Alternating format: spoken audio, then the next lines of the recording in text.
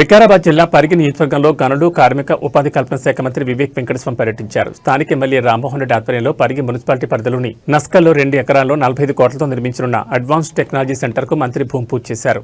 ఈ సందర్భంగా ఏర్పాటు చేసిన సభలో మంత్రి మాట్లాడుతూ గత బీఆర్ఎస్ 10 ఏళ్ల పాలనలో పేదలకు ఒక్క డబుల్ బెడ్రూమ్ ఇవ్వలేదని ఆరోపించారు. కాంగ్రెస్ ప్రభుత్వం ఏర్పడ్డాక సీఎం రేవంత్ రెడ్డి నేతృత్వంలోని ప్రజాప్రభుత్వం ప్రతి నియోజకవర్గానికి 3,500 ఇందిరా విడతల వారీగా ఇస్తోందని మంత్రి తెలిపారు. నిరుద్యోగ యువతకు తమ ప్రభుత్వం 1,00,000 ఉద్యోగాలు కల్పించిందని మంత్రి పేర్కొన్నారు. రాష్ట్ర వ్యాప్తంగా 115 ఏటీసీ సెంటర్లు నిర్మించి ఏటా 200 మంది యువతకు విద్యా ఉపాధి కల్పించాలని సీఎం రేవంత్ రెడ్డి నేతృత్వంలోని ప్రభుత్వం సంకల్పంతో పనిచేస్తుందన్నారు.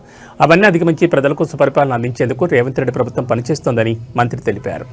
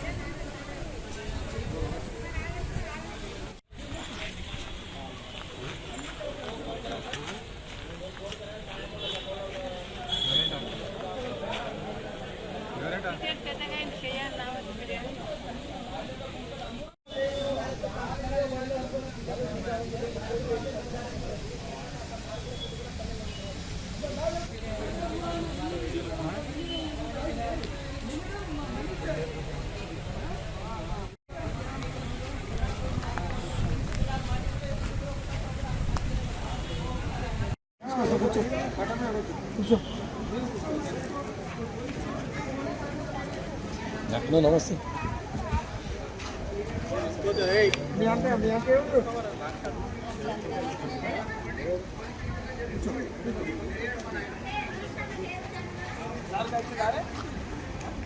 జరుగు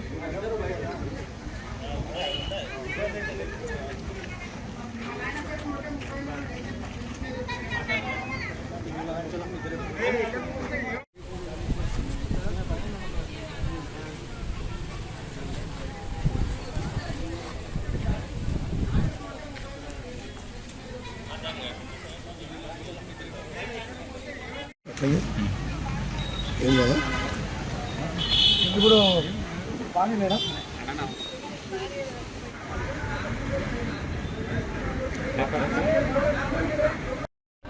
ఆత్మా కమిటీ చైర్మన్ గారికి, గౌరవ మున్సిపల్ కమిషనర్ వెంకటయ్య సార్ గారికి, అదేవిధంగా మనము ట్రైనింగ్ ఇచ్చి శిక్షణ ఇచ్చి వారికి ఉపాధిని కల్పిస్తున్నాం.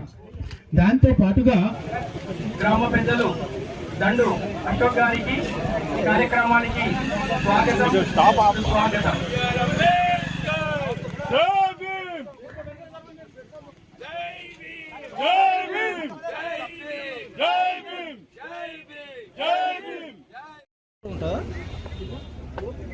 श्रीमान गार्ड आपका डायरेक्शन में हाजिर है।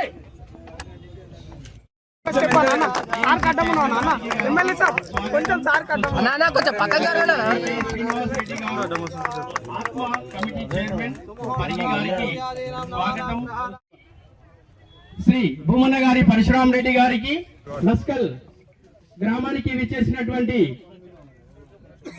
Honourable minister labour and employment గ్రామ పెద్దలు చెన్నయ్య గారు, డాక్టర్ గడ్డం Vivek Venkataswamy honourable minister labour and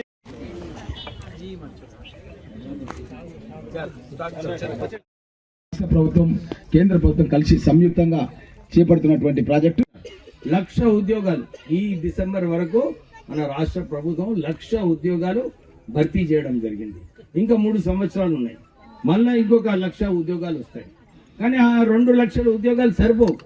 ఎందుకంటే మన జనాభా పెరుగుతుంది, అందరు మారుమూరు గ్రామాలలో కూడా ఉద్యోగాలు కల్పించాలి. ఇప్పుడే రామ్మోహన్ రెడ్డి గారు చెప్పినట్టు బయటి రాష్ట్రాల నుంచి వచ్చి ఇక్కడ పనిచేస్తున్నారు. మన యువకులకు ఎందుకు మనము మంచిగా ట్రైనింగ్ చేయొద్దు, వాళ్ళకు ఎందుకు ఉద్యోగాలు కల్పించొద్దని మన రాష్ట్ర ప్రభుత్వం ఆలోచన. దాని గురించి ఇప్పుడు ఈ రాష్ట్ర వ్యాప్తంగా మనము 115 అడ్వాన్స్ టెక్నాలజీ సెంటర్స్ శాంక్షన్ చేయడం జరిగింది. మీరందరూ ఒక విషయం గమనించాలి, టీఆర్ఎస్ ప్రభుత్వంలో 10 సంవత్సరాలు ఎక్కడ కూడా ఐటీఐని వాళ్ళందరూ కూడా ఆ ఐటీఐలను ఒక్క పైసా ఖర్చు పెట్టకుండా అక్కడ ఏదైతే మెషినరీ ఉన్నదో పాతగా అయిపోయింది, అబ్సల్యూట్ అయిపోయింది, అక్కడ ట్రైనింగ్ సరిగా నడవకపోతుండే. ఇవన్నీ కూడా మోడర్నైజ్ చేయాలి. మన ప్రజలకు మన పిల్లలకు ఒక మంచి ట్రైనింగ్ ప్రోగ్రామ్ పెట్టాలనుకుంటే ఈ ఐటీఐలన్నీ కూడా అవసరం, ఈ అడ్వాన్స్ టెక్నాలజీ సెంటర్. అందు గురించి సుమారు 4,000 కోట్ల రూపాయలు మన రాష్ట్ర వ్యాప్తంగా మన టాటా వాళ్ళతో కలిసి మన రాష్ట్ర ప్రభుత్వము ఈ టెక్నాలజీ సెంటర్స్ అన్ని చోట్ల కూడా పెట్టడం జరుగుతుంది. అంతేకాదు, మీరు చూస్తున్నారు ఇవాళ రేపు టెక్నాలజీ అంతా చేంజ్ అవుతుంది, అడ్వాన్స్ ఏఐ వస్తుంది.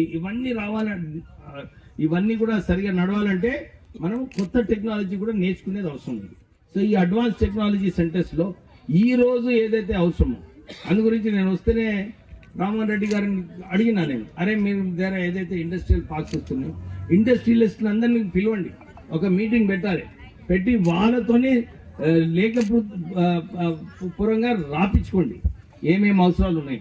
అది వారికి అవసరం ఉన్నట్టు వారి ఏదైతే స్కిల్ సెట్స్ అవసరమో అవి రాసిస్తే మేము మన డిపార్ట్మెంట్ తరఫు నుంచి మనకు ఇక్కడ అవసరం ఉంటుంది, ఇక్కడ ఉద్యోగాలు కల్పించాలి. వారికి అవసరం ఉన్న ఉద్యోగాలు మనము ట్రైన్ చేస్తే వారు కంపెనీ స్థాపించినప్పుడే వాళ్ళకు స్కిల్ లేబర్ లభిస్తుంది. మనం కూడా మీరు చూసిండ్రు, ముఖ్యమైన ఉద్యోగ స్కిల్ సెట్స్ ఉండాలి. అందు గురించి ఈ సెంటర్స్ అన్ని కూడా స్థాపించడము మన రాష్ట్రానికి చాలా మంచిది. సో ఇంకా ఈ నస్కల్ గ్రామంలో 46 కోట్లతోని ఈ సంస్థ వస్తుందంటే ఏమైనా 1 ఇయర్లో అయిపోతుందా? 1 ఇయర్లో మనకు ఈ సంస్థ స్టార్ట్ అవుతుంది. మనం అందరం కూడా మన పిల్లలు, ఎందుకంటే 200 పిల్లలు ఇక్కడ మంచిగా ట్రైనింగ్ అయిపోయిన తర్వాత మీరు అందరూ మనం కూడా ఒకటి నేర్చుకోవాలి. ఇక్కడ రంగారెడ్డి డిస్ట్రిక్ట్లో ప్రాబ్లం ఏంటంటే భూముల ధర చాలా పెరిగినాయి. అందుకోసానికి ఉద్యోగం చేయాలనుకుంటే అందరూ కూడా ఇంకా పోతుంటారు. కానీ ఎవరికైతే పేద ప్రజలు ఉన్నారో వారికి ఇదొక మంచి అవకాశం అన్నమాట. మంచిగా ట్రైన్ అయిన తర్వాత మనం కూడా ఎక్కడైతే ఆ ఉద్యోగం ఉన్నదో అక్కడ పోవాలి. చాలామంది తెలంగాణలో బయటికి పోవాలంటే కష్టం, ఇంటి పక్కనే ఉద్యోగం కావాలంటే ఆ కల్చర్ పోవాలి ఇక్కడ మన దగ్గర. మీరందరూ కూడా, నేను కూడా వెస్ట్ బెంగాల్లో ఫ్యాక్టరీ అప్పుడు ఆ రోజులలో చాలామంది అన్నారు వెస్ట్ బెంగాల్లో పోతే అక్కడ కమ్యూనిస్ట్ రూల్ అని ఫ్యాక్టరీ పెడితే తొందరగా స్ట్రైక్ అవుతుంది, మూతపడిపోతుంది అని చెప్పి నాకు చాలామంది భయపడిపించింది. కానీ నాకు అనిపించింది అరే మార్కెట్ అక్కడ ఉన్నది, అక్కడనే పెడితే మంచిగుంటుంది అని చెప్పి 15 సంవత్సరాల క్రితం నేను పోయి అక్కడ ఫ్యాక్టరీ పెట్టిన. కానీ ఏం కాలేదు, అక్కడ ఉద్యోగాలు కల్పించిన 15 సంవత్సరాల నుంచి మంచిగా నడుస్తుంది, ప్రాఫిట్ చేసినాము. అయితే మనకు ఎక్కడ